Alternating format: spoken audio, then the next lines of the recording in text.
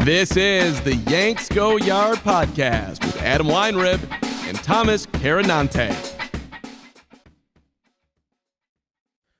Welcome to the Yanks Go Yard podcast. I'm Adam Weinrib alongside Thomas Carannante. Weirdest podcast ever.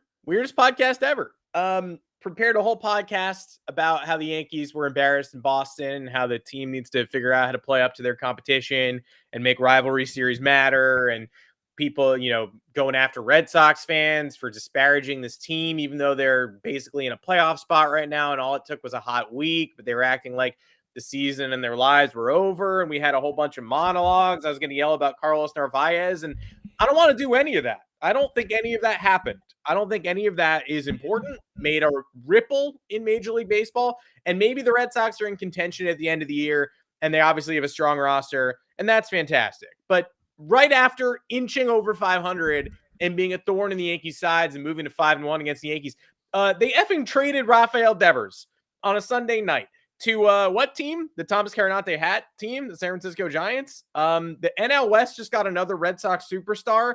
I have no idea. I understand why Craig Breslow did it. I get that. I'm not shocked Rafael Devers got traded, even though Boston fans told me no way, never going to happen. Craig Breslow has never handled a human conversation interaction properly. No documented evidence of that happening. I'm not surprised he got traded. Even as the biggest hater in the world, I'm stunned it happened right now. June 16th, the night of the 15th, not just mid-June, but following that sweep, following the Red Sox getting right against the Yankees, following them getting their mojo. Devers, the number one Yankees killer of all time. Of all time. Maybe someday, right up there with Big Papi. Maybe someday they get 80% of what Devers did from Roman Anthony, Marcelo Meyer, and Christian Campbell. Do we think it's this year? Do we think they don't take a step back this year? Do we think the roster isn't deflated on the airplane going to the West Coast? By the way, they don't play at Fenway Park for 2 weeks. They are in California and Seattle this week. They play Devers in San Francisco. Thomas Carannante, help me make sense of this. You can't, but also just gloat. We're gonna, I guess, talk about the New York Yankees playing baseball. And I guess talk about Giancarlo Stanton coming back tonight. And I guess talk about the embarrassing sweep. But people were telling us all weekend, the Yankees have played well all year. It's just a blip. They'll play well again. It obviously hurts that it's a rival. And I was ready to go after Yankee fans who were being emotionless about this. But you know what? After the Devers trade, never felt more like a blip. The series has never felt more irrelevant. Red Sox did us Yankee fans a wholesome healing favor because now we don't have to argue with each other. I think definitely talking points we need to go over about that perspective when it comes to facing rivals and being on national TV and playing against other contenders, which is clearly a problem in some capacity for the Yankees, and it's held them back during this Aaron Judge era. But man, there are times where we get mad at the Yankees, right? I think we at times can be unfair to Brian Cashman and Hal Steinbrenner. I think the general public can be unfair. I think it's warranted, however, because you're talking about someone who's been doing the same job for almost 3 decades, and you're talking about a billionaire, so sympathy runs out for those types of folks. But at the same time, I think when the Red Sox do what the Red Sox do and what they have been doing since about 2019, when they deconstructed their 2018 World Series roster, they traded Mookie Betts. They claimed there would be a rebuild in the works that was going to be a quick turnaround. Then it ended up being a disaster.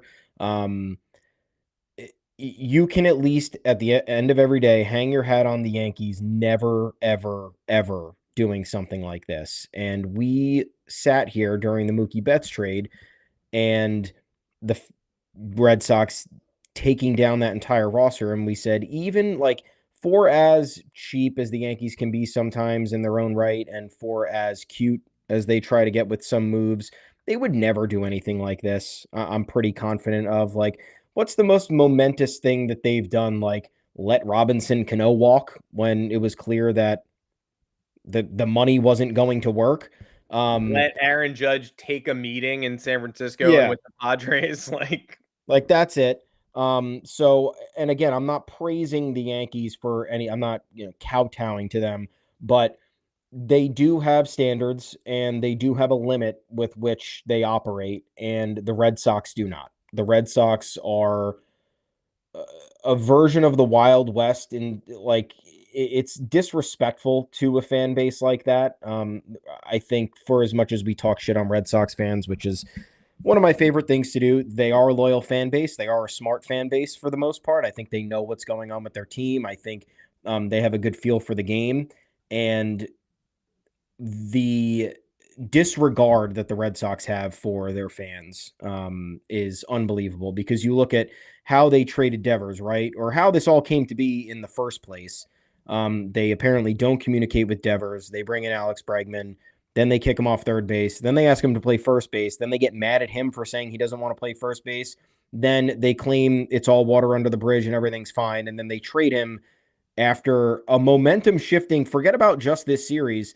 The Red Sox, beginning the series before the one at Yankee Stadium last week, were starting to wake up.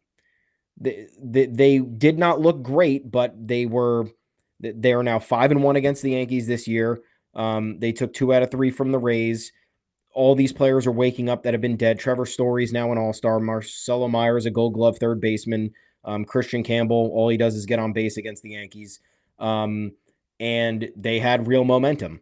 I know that the 37-36 isn't the place where you want to be, but they dug themselves into a hole. They had some injuries. They had some drama. They had some personnel issues. They gotten over all of it. And then they go ahead and they trade Rafael Devers for essentially nothing. It was a salary dump deal.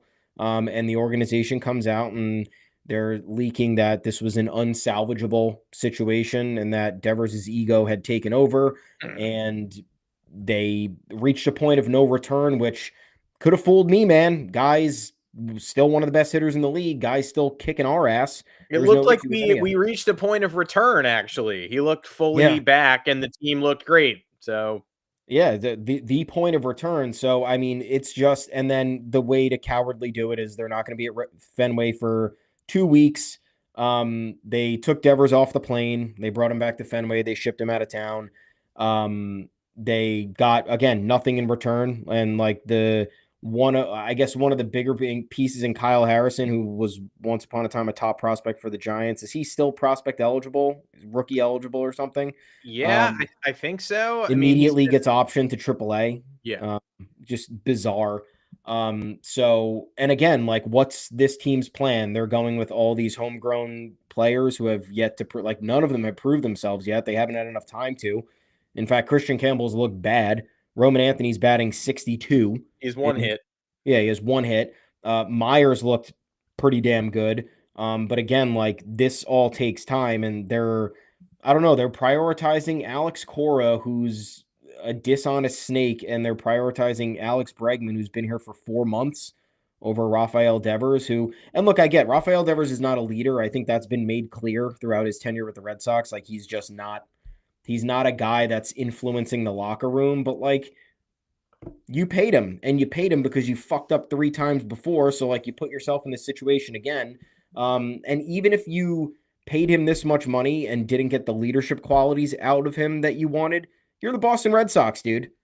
You could pay $35 million a year for one of the best hitters in the league and not have his personality or his intangibles further affecting, further permeating the roster. Like, he's fine as a baseball player. He could be your DH for the next 10 years and you're in great shape. So I will hang my hat on the fact that I am fairly confident that the Yankees wouldn't ever pull this shit, and the Red Sox have now done it twice in 5 years. And to me, I don't think no other team has done this in this span of time. So it's really, and it's going to be frustrating when Red Sox fans come back around and claim that this ended up being a good move, and you know how exactly that'll go. But for now, I'm hanging my head on the Yankees not doing this to the fan base, because I think they know better.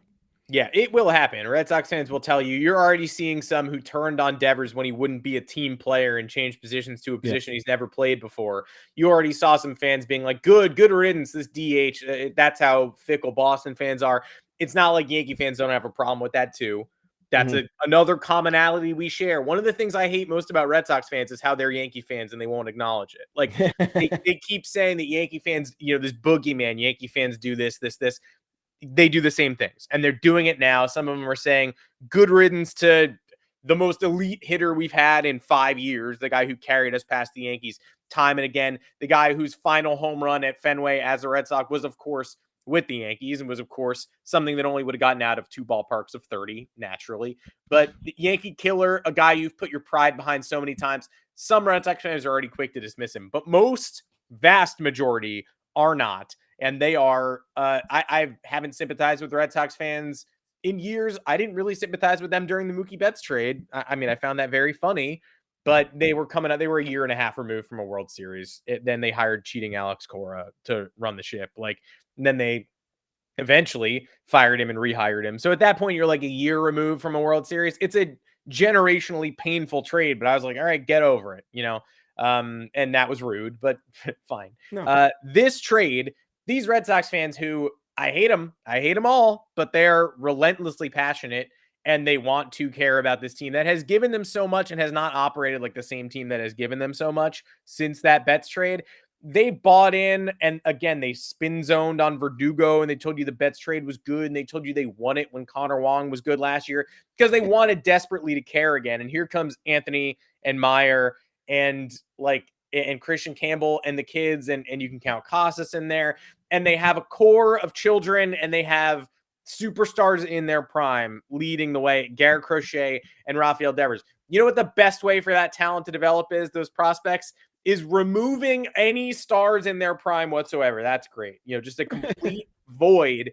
And so any Red Sox fan who's furious today and feels bamboozled deserves to, because they followed a 5-year plan that never should have started, but at least had some light at the end of the tunnel that we have Devers under contract long-term. We have these prospects ready to be the next generation. Campbell, we've secured long-term too.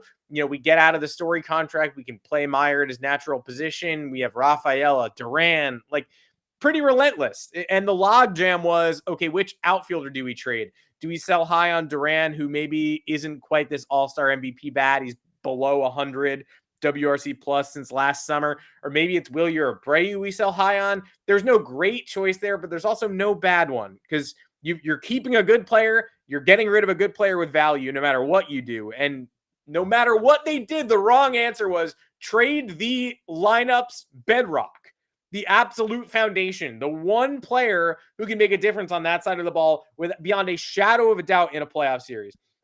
I was ready to scream at Aaron Judge today for hitting 203 in 51 career games at Fenway Park and for striking out 9 times over the weekend. That happens. Sometimes superstars don't show up to series. Sometimes superstars struggle in specific venues, and it's unfathomably painful when it's your number one rival. And so you want to take Aaron Judge to task for that? I was ready to. We were gonna do a podcast segment about it. But you know which superstar is immune to that kind of thing? Rafael Devers. If it's the playoffs, he's showing up. If it's a Yankee series, he's showing up. It's a big series at Fenway, he's showing up. There was no variation in his game. There was no adjustment period. There was no matchup advantage. You want to bring in a ridiculously nasty lefty. Okay, great. Maybe you have a chance on him, same side. But pretty much no game planning for Devers. He was above all of that, and you're just taking him out of the lineup. Red Sox fans have a right to revolt. They do. I am thankful, though, because like you said, these issues are no longer magnified because it's fair that we do say that, because how many times are we yelling at the Yankees for killing the vibes or stopping the momentum in its tracks or fumbling the bag in spectacular fashion? So the Red Sox go 5-1 against the Yankees in the span of a week, and they reawaken their playoff hopes, and then they trade a fan favorite and arguably the best hitter on the roster, and nobody is remembering what just happened. The Yankee series is essentially forgotten. In a way, it gives the Yankees a bit of a clean slate. If they were smart, that's how they would view this.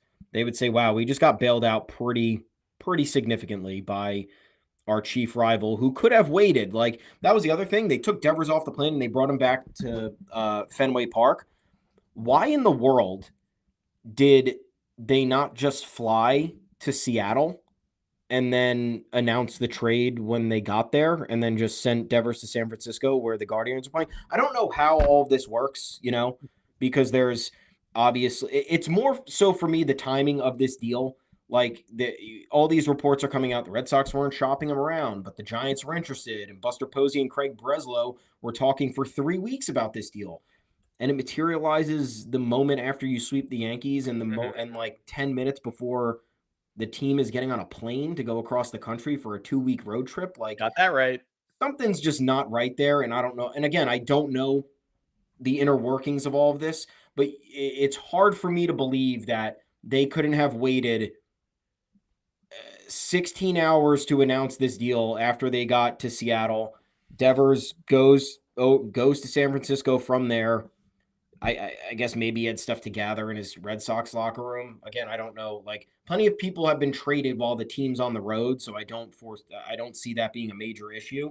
But I mean, like, again, Red Sox can't read the room. You talk about whether it's Sam Kennedy going in front of the media, whether it's John Henry dodging the media, whether it's Craig Breslow trying to defend a roster move or a trade that makes no sense, whether it was the team, throwing Chaim Bloom in front of the media when he was either not prepared to speak or he was forced to carry out a desire from ownership that he wasn't really qualified or really experienced to do with how he handled all of that. The fact that he was viewed as a scapegoat is crazy to me. It speaks more to the Red Sox machine than it does like fans' knowledge. I think sometimes fans get swept up in pointing the finger at somebody. This time, I think the fans are fully it's everybody. It's John Henry is fully in the crosshairs. I think Sam Kennedy's been there too. Fans are frustrated with him. All-time anger at president of baseball operations and Craig Breslow.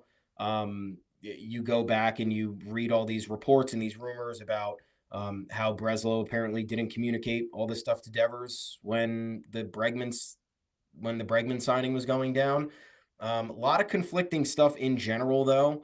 And usually when that happens, that there's either some kind of discord or the organization is they have some sort of ulterior motive that is bubbling beneath the surface and is just going to come out at the worst time. But the Red Sox have been unable to read the room for a while now. And, again, to me, I am not counting 2021 because, in my opinion, they should have never been there. But Alex Cora has done nothing since 2018 of note. This Red Sox team has failed to live up to their capabilities as a big market team as a result of ownership cutting them off, as a result of them not hiring the right baseball people to execute the right visions. And it's the Yankee sweep is forgotten. I am not there's also a part of me where I'm kind of just done with Yankees Red Sox solely because it's the Red Sox getting every bounce and it's Trevor Story turning into the best hitter in Major League Baseball against the Yankees. It's the Yankees not being able to pitch to the bottom of the Red Sox order. It's Marcelo Meyer making Gold Glove plays at third base when he's not a third baseman. It's Carlos Narvaez doing what he's doing. It's Romy Gonzalez getting clutch hits left and right. So that first inning yesterday, I mean, people are going to point to the ref Snyder ball bouncing on the line, whereas the umpires in replay couldn't figure out where DJ LeMahieu's ball landed. You can point to that, and that's fine. And we're going to scream at the Yankees for the base running mistakes. But for me, the first inning yesterday was the most indicative inning of just the Red Sox are going to get every bounce this weekend, and we're going to get none. Double play erases the Volpe error. Yep. Two outs, nobody on. Max Fried needs a shutdown inning. Well, guess what? Here's a Romy Gonzalez triple and a Trevor Story ribby single. That makes absolutely no sense, but sure. That was for me the height of the bullshit meter, and that game was done in the first inning. It felt like, and it was. The Yankees scored 0 runs.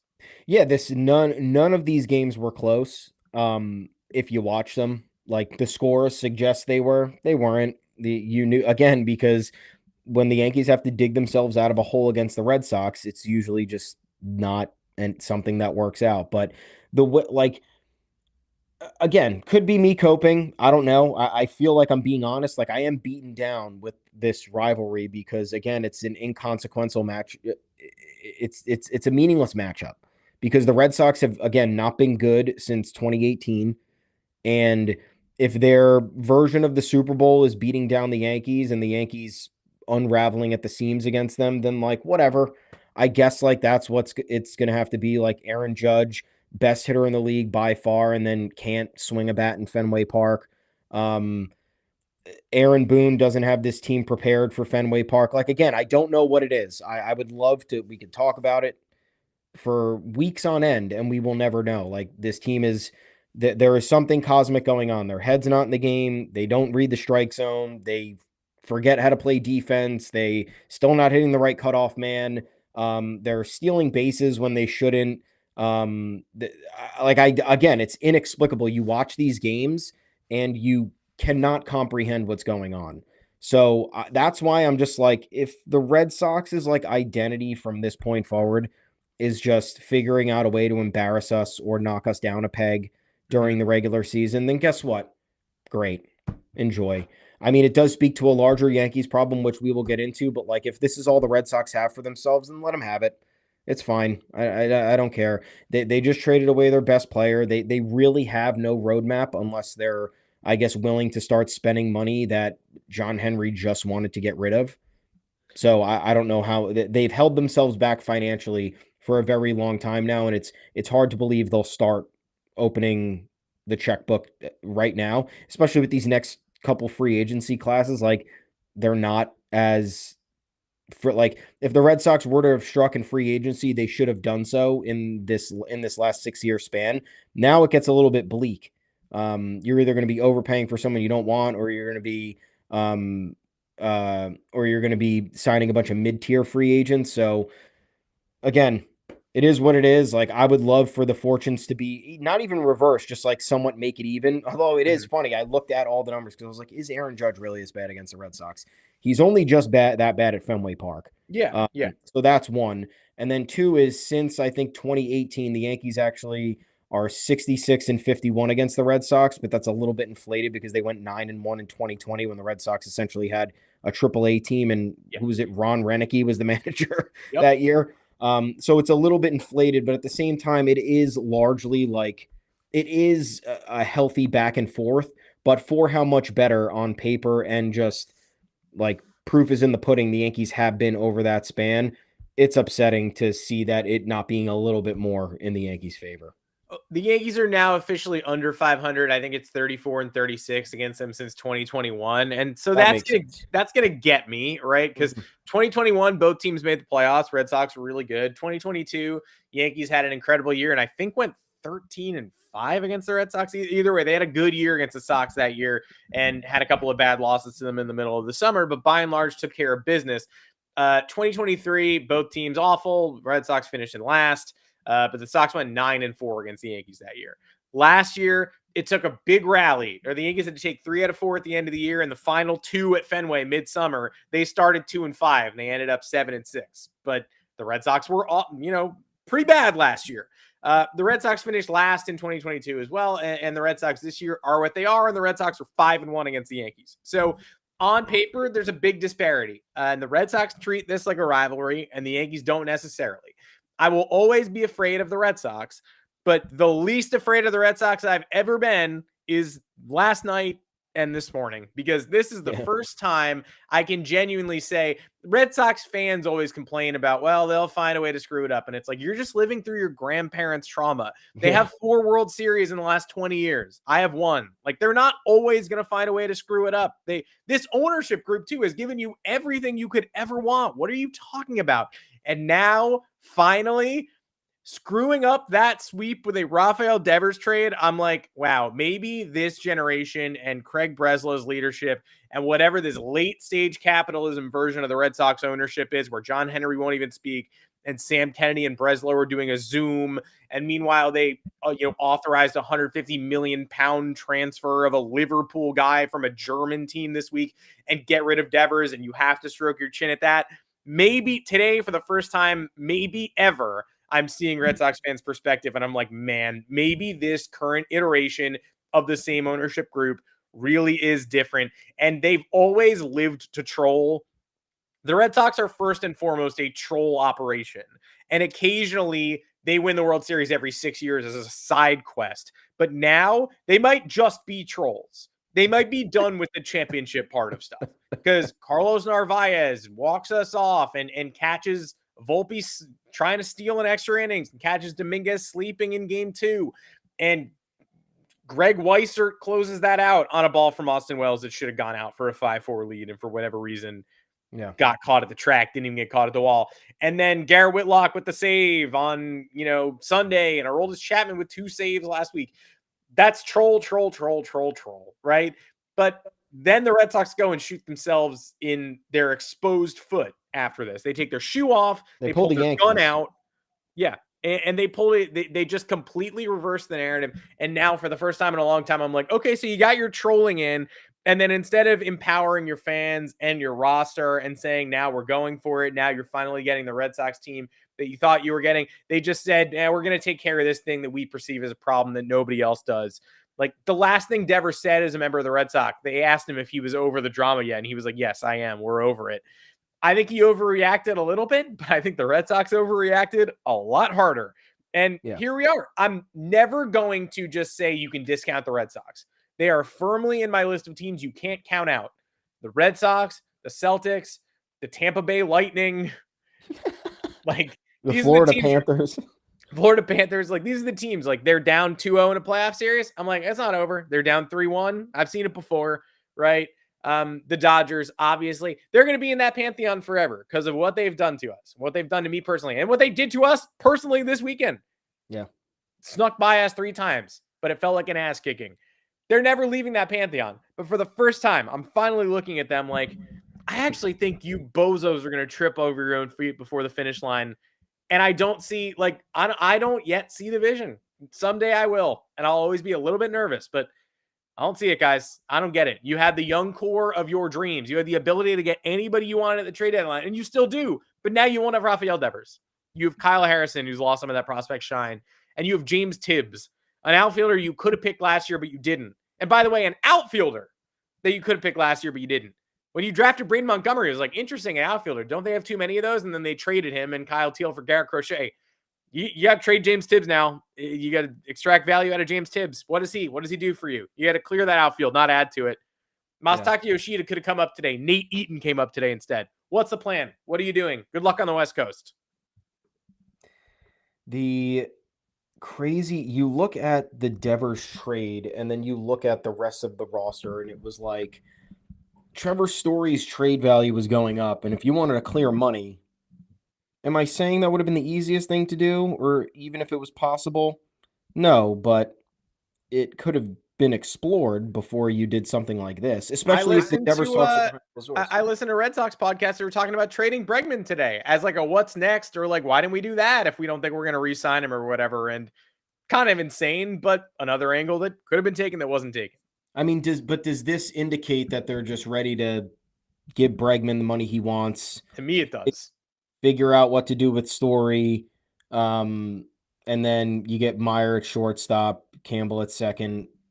I guess first base is still open, but that to me, if there is if they don't make an immediate move that, in a sense, acquiesces moving Rafael Devers in order to dictate a plan outside of, we have a bunch of young players and this is fun. Like, that's not the Red Sox. That's the A's and the Rays. You're not in that position to just stockpile a bunch of young guys and say, oh, we'll figure it out. We got a good group of young kids and they're moving in the right direction. So like, we'll see where we're at in a couple of years. It's like, no, you have to be contending now. You had the pieces, you had the talent, you continuously let it go. You're rebuilding now since 2019 and you've had next to no results.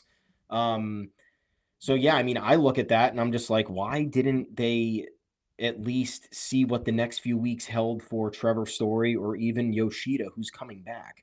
Yoshida's on his way back, and there are teams that value his ability to hit, his ability to hit for average and power and the fact that he's a lefty. I know the defense creates some issues, but like we're talking about a 60 something $million contract here. We're not, and Trevor's Story is like 80 something million. Like we're not talking 300 something $million with Devers had 260 million, I think, remaining on his deal. So it's like you're talking about a fraction of guys who like have a pedigree in the league and can still play. And maybe you wouldn't have gotten the return you wanted for either of them, but like, did you get the return you wanted for Devers outside of just offloading $250 million? Like, I don't know, man. It's crazy to me. And again, they have been, in my opinion, they have been directionless ever since they blew it in 2019 and they just started getting rid of pieces. I mean, they let a number of those guys walk after the 2018 season, which I didn't agree with. And then they had a bad year that year, and then all the Astros cheating stuff came out, and they kind of just they went to the wayside. But yeah, I see no plan for them. Again, like I am only afraid of them because of 2004 and the like if there's one thing ignorant Red Sox fans are right about is that they took a piece of the Yankees identity away in that 2004 series. And that still exists today with how back and forth the rivalry is, or again, like I was describing before, how two teams go up against each other. One team is clearly miles better and performing better and everybody has better numbers, and the other team, the Red Sox, is bad. They play down to their competition. They do not have consistency in their lineup. They largely do not have a good pitching staff at all. And they end up completely flipping the script when they play the Yankees. So again, that is at play. I truly believe that is at play. But at the same time, like I am not afraid of the Red Sox players taking the field. I am afraid of whatever witchcraft has been birthed out of 2004 and that the baseball gods continue to, put a spell on the Yankees for. So I haven't been scared of the Red Sox talent since, 2018 was the last time where I was like, this team is really good. And I actually think they're going to kick my ass in the playoffs. And they did. But beyond that, it's just like, it's underwhelming. And that's why I'm sitting here and I'm like, all right, if this is just the way it's going to be, like, great, then just, if they can't make the playoffs, and then I'm good. They miss the playoffs, like cool, beat me. Let's go 6-10 against the Red Sox every year. Don't care. Just keep them out of the playoffs, and I'll be good. I stroked my chin a little bit. There was a tweet going around that was like, would you rather, like, it feels like some Yankee fans would rather beat the Red Sox and be in third place than lose the Red Sox and be in first. And I was like, sometimes. Yeah. And I was like, you know what? Sometimes I do feel that way, honestly, especially third place makes the playoffs. What has first place gotten us? Like, if we can sneak into the playoffs in a wild card spot, you'll entertain it. I hate losing to the Red Sox. I really do. I've said this on the show last week. I don't enjoy the days when they play. The day approaching the game is bad. The in-game is bad. The aftermath of the game is either sweet relief or it's the worst.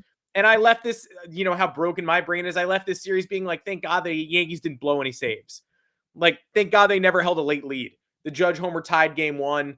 They had a ridiculously dumb, dramatic 10th inning walk-off loss, but they never had a lead, never blew one. And I'm like, great. You can't blow a lead if you never hold one. The Yankees didn't hold a lead in this entire series.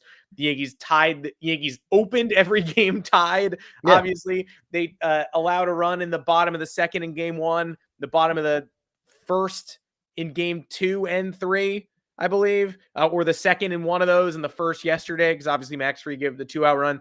As embarrassing as a series can get. But after the end of the series, I derisively looked at the schedule and said, obviously you can't count the Red Sox out of the East. They're 8 games back in the loss column, though, and that's what really matters. They're 6.5 back. You'll have Red Sox fans quoting that at you, but it's 8 in the loss column. You'll have off days where that evens out, and a team can either win and take advantage or lose and lose that half game or whatever. But after the series, I was like, you can't count the Red Sox out of the division, and you look at the wild card standings, and which of these teams do you trust to be better than the Red Sox for the rest of the year? Tampa Bay on a ridiculous heater. I still don't know what they are, even though their run differential insinuates that they're actually very good. I'm not sure. I can't make heads or tails of it. The Blue Jays got swept this weekend and have a negative run differential. I don't know what they are, but I don't think I believe in them. The Mariners are 2 games over 500 right now and occupy that third wild card spot. Then it's the Twins 1 game over it, the Red Sox 1 game over it, the Rangers finally playing like we thought they should all along, actually tied. Guardians 502, then the Royals 4 under, and then you get to the Angels and Orioles who were 10 under. The Orioles are hot, but they're still 10 under. So you're talking about Rays, Jays, Mariners, Twins, Red Sox, Rangers, Guardians, Royals. 3 of those teams have to make the playoffs. How many of those teams did you trust to be better than the Red Sox with Rafael Devers? 1, the Rays, 0. Like, I think the Royals are one of the best teams I listed, and the Rangers, but those teams have been dregs this year.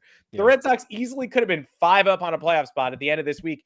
They still could, but I'm doing that examination and that math, thinking about the hot streak that Rafael Devers just spurred them on. And now I'm not thinking about that at all. Which of those teams are going to be better than the Red Sox for the rest of the year? What do the Red Sox want to be for the rest of the year? Who's on the Red Sox after the trade deadline? How quickly are they making moves? Are they done? Are they getting the pitching help they need? Are they trading their surplus for Sandy Alcantara and banking on a bounce back? Or what the hell are they? Do they have a full rotation now with Kyle Harrison and Cutter Crawford coming back? I have literally no idea. I don't either. Out of that group, though, I would trust the Rays and the Guardians just because their formulas have been instilled in this league for decades now. I think, that those would be it. But everybody else, I think, like, it's still like I don't trust the Mariners for 1 second. I think the Blue Jays are garbage. AL West is a mess outside, it's outside of that. I know the Angels are surging a little bit, but like you're not going to catch me betting on the Angels over the Red Sox. It's just not going to happen. Royals are just, they're kind of just in it. Like it could be just one of those weird years for them where they can't put it all together and it's not really indicative of who they are as a team. It's just like baseball's weird. We go through this every year. Like just weird shit happens.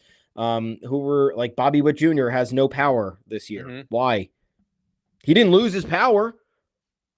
He's a great baseball player. It's just a weird year. Like this shit happens and it completely takes over the entire perspective of a season, and it wrongfully has fans thinking like, oh, well, now we got to look forward to this next year. It's like, no, next year it's probably just going to normalize. That's usually how it all happens. Again, unless you have a formula like the Guardians and the Rays, who it's just you're kind of doing the same shit every year and you're making ends meet. But you want to talk about a constant with the Yankees that I think is indicative of their issues is the sloppiness and the lack of readiness against these bigger opponents. And like, I'm not saying that the Red Sox at this point, at this point in the season, it's not a marquee opponent. It's not like you have to win this game. It's the Boston Red Sox in June, dude. What are you thinking? But it's the Boston Red Sox and it's your chief rival. And like, you're not laying down in that game. You gotta care and you can't get swept. I don't need you to play like a playoff game. I need you to match their intensity and I need you to not lay down and get swept. And you did. Yeah. You can't have your best player strike out 9 times and 6 times in a row. You can't, Anthony Volpe can't be stealing third base in extra innings with 0 outs to get.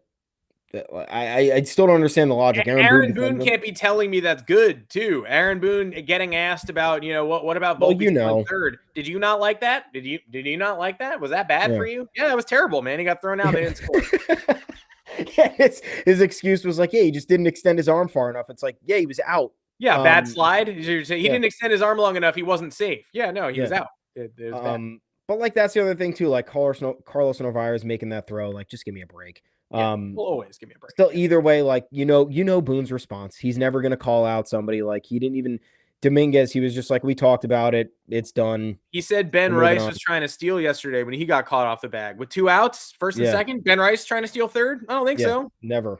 But you have Volpe game 1, Dominguez game 2, and Rice game 3, and it's like there's a couple of things here to parse through. It's like, are the younger players not prepared at all for, again, these marquee matchups against either rivals or being on national TV?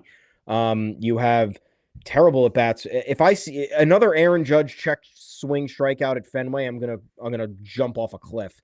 We don't go till September, by the way. It's a joy. Thank God. Because I don't care who's on the roster. I don't care if they're 20 under at that point and fans are coming every day just to burn their Devers jerseys and leave. Pedro Siriaco killed us. Like, somebody's going to kill us. And thank God it's 3 months from now. Yeah. What else was it? You had the DJ LeMahieu, like those two terrible at bats when they needed something, and it was just like, come on, man. If you Check wanted to swing. pretend they were going to win yesterday, you had first and second no outs for Yeah. LeMahieu pinch hitting in the eighth that turned into a Stares full at count shoulder. looking stare down, and then Aaron Yeah. Judge grounding into a double play. I mean, that's the most Yeah. over it's ever been. Yeah. But like in terms of like the at bats look worse in these games. Like you saw them against the Dodgers too. It was like, what are we doing? Like, did nobody, was there no scouting report? Did we jump to the front of the line and we're like, hey, we're playing the Dodgers this weekend. It's going to be fun. Let's go, guys. Like there's a lack of preparedness for these games. And that's where the concern is. So that's why everyone's like, oh, it's just one series and it's June. Like, let's move on. It's like, no, this is not one series. It's not just June. This is years. This is, let's date it back all the way to 2021 when they lost all of those crushing one-run games in the regular season that forced them into a wild card tie with the Red Sox to force the one game wild card in Fenway. The Yankees had won one of those games that they had blown. It's not in Fenway. And then, of course, what do? They choke at Fenway in the first inning with Garrett Cole on the mound. He was injured. Okay, great. Then guess what? Maybe shouldn't have been pitching. Then you go to 2022.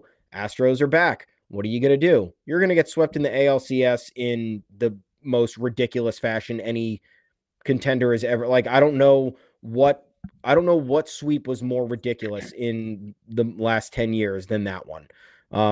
2023, team is just bad. Aaron Judge goes down. Team is so bad that season's over. Not even close. 2024, you go to the World Series and it's not a matchup. It's you're there versus the team that's beating the shit out of you. Mm-hmm. So like that's where the problem lies. And again, in between, they're losing these games against the Red Sox. They're losing they've faltered against the Astros plenty of times. I know they had last year they had success against Houston, but that was the first time in a really long time. And then you look at just the overall division performance from them. This year it's not that bad. They haven't played a ton of division opponents yet. But like in the years prior, they're hovering around 500 against the teams they need to beat. So that's where the problem is. Like, yeah, sweep the Royals, beat the Royals, go on the road, kick the Mariners' ass, beat the shit out of the A's. No one gives a fuck about the Angels, but like the teams that you need to beat that are in front of you, and you have a clear understanding of what happens if you win or if you lose those games. It's understanding the assignment, and that's where I get very frustrated with this team because what is it? Is it Aaron Boone doesn't have this team prepared? Is it they've assorted a collection of personalities who can't handle this moment? And I'm not saying everybody, I'm just saying a team is a team. So there's leadership and then there's people who fall in line. Is the leadership message off? Are the soldiers underneath the leader not fully buying into whatever is being said? Are they just not built for the moment? Like, I don't know what it is. But again, it's been happening for a while, and it's been happening with different iterations of this roster. So it has nothing to do with, oh man, like you're going to lose faith in the young players in the series for making mistakes. No, I'm losing faith in whatever messaging is being like pushed down from the top because it seems like it's not working. I don't know how you can go into Fenway after a weekend at Yankee Stadium that happened just 6 days prior and do Hunter Dobbins kicks your ass again. Mm-hmm. Former Yankees beat your ass again. The Red Sox leave the door open for you to make 3 separate comebacks. You don't make one. So, like, what is that? I don't know what it is. But again, the Red Sox traded Rafael Devers, so I'm thinking of none of that anymore. Yeah, how about that? None of that happened. I mean, the Judge homer in the ninth, you got to win that game. Like, you don't have to win all these games. You don't have to sweep. You got to win that one. You got to win that one. You got to figure out how to do it in extras, especially after you survive at the bottom of the ninth. I finally got, for the first time this year, I finally got mad at Boone this weekend, and you still had people apologizing for, and I don't, the problem is we don't When did you get mad at him? Well, the problem is we don't know, right? So you have so much knee-jerk fire Boone reaction when the Yankees just lose games. And that's a classic you don't know ball thing, where it's like, you just want to fire the manager. Okay, who you hiring, bud? What's going on in your brain? How you fixing this? Like, you got to be solution-oriented instead of just fire the manager. I think Boone's had a good year. But I was reminded of what I don't like about the way he communicates on Sunday, when all I want to hear, you hear half of it from Boone, but you don't believe it, because he says we're going to turn the page. This is a good team. We had a bad series. You know, you do it at Fenway and it sucks, but we're going to turn the page. We're going to move on from this. And all I want to hear is one tangible, and I'm going to fix it. Like, put it on yourself. And I know it's a little thing, but when you say we're going to turn the page, but then you imply nothing went wrong that needs to be fixed, and you just say this is a good team, you don't sound like you're turning the page. One of this team's biggest problems is that sometimes it takes a month for them to turn the page, because they just sort of sit there and say, we'll get through this, talent will win out in the end. And if it does, it better win out in the end. Mm-hmm. Like, they don't take the Red Sox rivalry as seriously as the Red Sox do. That's pretty obvious. They didn't take the Dodgers as seriously as they should have last year. That's pretty obvious. Or to start this year, probably. They won a good Sunday Night Baseball game. Good for them. Mm-hmm. 1 of 3, the best they can hope for against the Red Sox and Dodgers these days. But if you are not getting up for regular season matchups, and you're clearly not, if you are not, you don't care who you trade with, right? You don't care if you give Narvaez to the Red Sox because you like the return. You like Elmer Rodriguez Cruz, and you're basically just saying, you know, we might ebb and flow. The season might be a roller coaster. We might get punked by our rival, but at the end of the year, things are going to settle, and we're confident in the math. We know our talent's going to win out. I haven't seen the talent win out. Yeah. Under Aaron Boone, the Yankees have never won the World Series. They made it once. The talent won out in the AL and then got lambasted by the talent on the other side of the country. So I don't know what linguistic adjustment he has to make. And obviously, I think some fans get the wrong messaging out, and they get this idea that he should just be ripping players or sitting in the post game being like, that was unacceptable from Jason Dominguez. That was gross. I'll never talk to him again. I'm cutting off his family. Like, some fans want that, and that's insane to me. But there was a clip circulating of Carlos Mendoza over the weekend when Tyler McGill just sucked for the Mets. And by the way, the Mets sucked this weekend. They lost the Rays 3 times at home, and that's why the division's tighter now. But they asked him about Tyler McGill being terrible, and he was like, wasn't getting extension on the changeup. We have to clean that up. You know, didn't look good. We have to clean that up. I don't need Boone lambasting his team. And I know in the grand scheme of things, him giving me lip service doesn't change the way the team operates and speaks internally. So if Boone was to sit there and be like, the effort from Dominguez has to be cleaned up, and that's going to be a point of emphasis this week, and that falls on me. We're going to work on it. Yeah. It doesn't do much if behind the scenes he's not. But I do feel like behind the scenes he does a better job than he does publicly. Yes. And so I do think he's going to clean that up. I think he's going to work on it. But they struggle to turn the page, in my opinion, because they don't do enough acknowledging of their faults. So that's not blasting players, but that's saying this is a really good team. We're going to get right. It is a really good team. And I do think they're going to get right. But I don't think it's going to happen as quickly as they think it is when they just say every post-bad loss press conference just sounds to me like, I don't know how the hell that happened, but it's never going to happen again. It's like, well, it might. It really might if you don't take the action items and figure. The Yankees' whole vibe to me is like, woof, that was weird. Well, thank goodness that's never going to happen again. And then it does. So if you're not going to be the preparing for specific matchups guy, and if you're not going to be the, hey, this is a must-win series, you're not going to put your pressure on your players like that. I hear you. I don't want you blasting the Yankees. I don't want you getting after the Anthony Volpe stolen base being like unacceptable from Anthony, and his parents no longer have a suite. How about that? I just want to hear a little bit of, that didn't go well. We have some things we need to clean up. Here's what didn't go well. Here's how I'm going to fix it. We'll see you guys in a week, and you won't see that again. Like, I just want an emphatic turning of the page instead of the platitudes.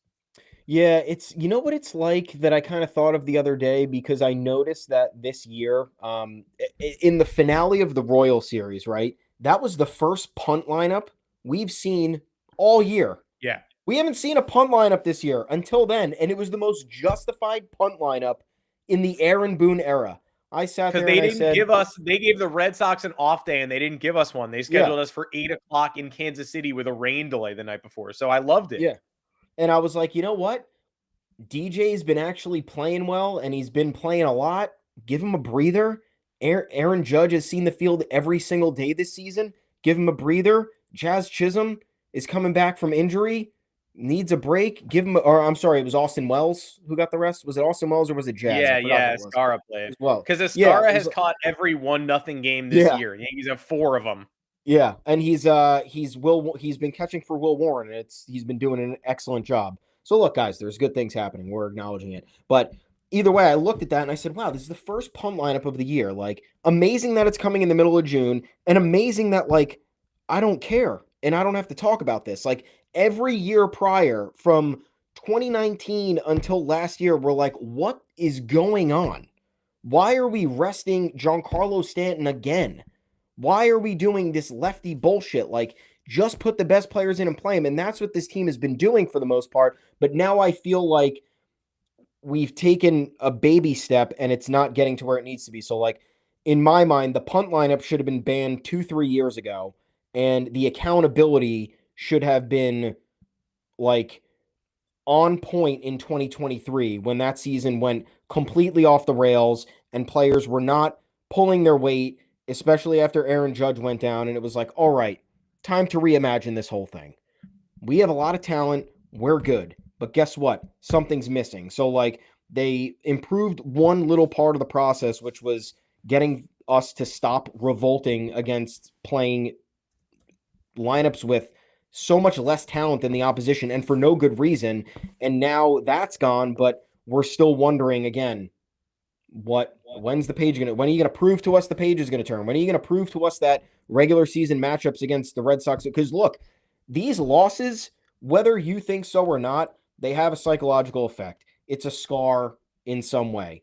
There is no player in the world who will go into a heated rivalry on the road, blow 3 games in a row, and wake up Monday and be like, you know what? I was thinking about that weekend, and I think everything's good now. So back to baseball. No, we're a good team. We're a good team. Yeah, it fucking hurts, dude. Like, Jason Dominguez is probably still beat up about not remembering that there was 1 strike on Trent Grisham. Anthony Volpe is probably punching himself in the leg for, like, why did I steal? Even if I thought it was a good decision, even if I picked up a tell on the pitcher or the catcher, why did I do that? Why was I taking that gamble? Ben Rice went back to the dugout. I thought Aaron Boone was going to throw him down the steps. Like, these are young guys who are trying to... Aaron Judge. You think Aaron Judge is feeling good about striking out 9 times? He's not. We're frustrated talking about it. Imagine what he's feeling. He just went... He again... couldn't deliver against the team in a high-profile situation. These things hurt you. Even if it's short-term, whatever, that's going to affect your next couple series. That's not good. If it's long-term, that's even worse, because now there's the mental switch that you're unable to make when you're going into these bigger matchups against these opponents. So that's where I think the frustration lies from. It's not like, oh, this Yankees team isn't good. They're not capable of beating the Red Sox. How could they? No. The reason this is frustrating is because they are the most equipped and capable to beat the Red Sox in these last few years, and they're not doing it with any emphasis, and they're not sticking it to teams that need that, you know, hey, we're the fucking Yankees, dude. We're coming to town. Enjoy. Like, there's none of that attitude anymore, and there hasn't been for a while, which is what people have been complaining about. So it's like, that's where we need to see a change and a shift in any of it. So again, like, Aaron Boone toes the line between, all right, I'm gonna, like last year. Yeah, let's discipline Gleyber Torres in 2024 after fucking 4 years prior of him doing egregious shit. Now we're gonna take the stand in 2024. So, like, that in my mind, I'm like, okay, maybe there's gonna be a little bit more of a disciplinarian type rule by Aaron Boone. Not like you said. I don't need him cursing players out on the field. I don't need him going off in the post game. But, like, have an attitude, man. Like, don't defend Volpe at, like, before the reporter finishes his question. Mm-hmm. What manager thinks that's a good decision? You can't, and I don't believe it, because you're already in scoring position with 2 outs. Getting to third base doesn't matter, or with 0 outs. Getting to third base doesn't matter. Jason Dominguez, like, yeah, the kid's head's got to be in the game. Simply it. Ben Rice, what are you doing, and why? Well, how about the approach to Aaron Judge? Why haven't we figured that out yet? Any questions on that? Why is Aaron Judge striking out 9 times? Has anybody figured it out? Do the Red Sox have the recipe to beat him that now the rest of the league could unlock? Like, why don't we know this stuff? So I don't even know what I'm saying anymore, but this is the shit that pisses me off. So that's it. You know who I missed this weekend, by the way? You mentioned him, Gleyber Torres. That guy always used to kick ass at Fenway. Oops. Yeah, he did. Like if they're going to be this sloppy anyway, where's that bat in the middle of the lineup? I would have loved to have seen that. Well, tonight maybe the page turns. Giancarlo Stanton back. Pablo Reyes DFA'd. Sad. And the New York Yankees take on the Los Angeles Angels of Anaheim, who were red hot and then got swept and are now 33-37 at home. They face the 10 games under 500 Orioles for 3 games over the weekend after 4 with the Angels. So no off day, but 7-game homestand against teams that are under 500. Get that right-handed back in the lineup. Get that thump in. Do your business. Prove you can turn the page and that you are a good team. And also, Rafael Devers, good luck on the West Coast with the San Francisco Giants. We are all rooting for you. We'll see you back here on the podcast, 2 o'clock Eastern time on Thursday afternoon. I'm Adam Weinrib. You can find me on Twitter at Adam Weinrib. Thomas Carannante, where can the people find you other than the Yanks Go Yard podcast feed on your favorite podcast platforms or on YouTube at those selected times, and then again afterwards because the video is still on the channel? Yeah, you can find me at Tommy's_takes. You can like and subscribe to the YouTube channel. That would be huge for us. If you want to talk to both of us, at Yanks Go Yard FS is our social handle on various platforms. So go ahead and find it. Thank you guys for tuning in. Impassioned discussion today, rightfully so. Again, I'm willing to let it go because the Red Sox decided to do what they did. They traded one of the best hitters in the league to the National League, so we don't have to run into Rafael Devers in the playoffs, even if it were to come down to it, unless it were to be a World Series matchup. So we don't play him again this year. It's crazy. We already got the Giants. No Devers this year. Yep. So, look, I just need it's just a little kick in the ass. Like, again, the Yankees are a good team. I've enjoyed this team. We're on record talking about how we actually like this team a lot, and we love the pivot that they've done in wake of all this other stuff happening. Just need some sort of mental shift, something that's going to prove to me that the Astros are not going to get in my way in the playoffs. The Red Sox are not going to derail my way into the postseason. That's it. That's all I want. But series against the Angels, Big G back, maybe some little more flexibility with the lineup, or at least, flexibility position-wise, getting more guys at bats. I don't know. We're going to see it all in full force this week. We'll talk to you again on Thursday if we're around. I don't know. We'll see. We'll talk to you at some point. If this is as bad as it gets, fine. If it gets worse than this, I'm angry. No, we're good. We like this team. We hate the series, and we love that Rafi Devers is gone. We'll see everybody on this feed. Make sure to turn your notifications on so you know when we're going live, when you can listen to us on your favorite podcast platforms. Until then, rate, review us, subscribe. For Thomas Carannante, I'm Adam Weinrib. Take care.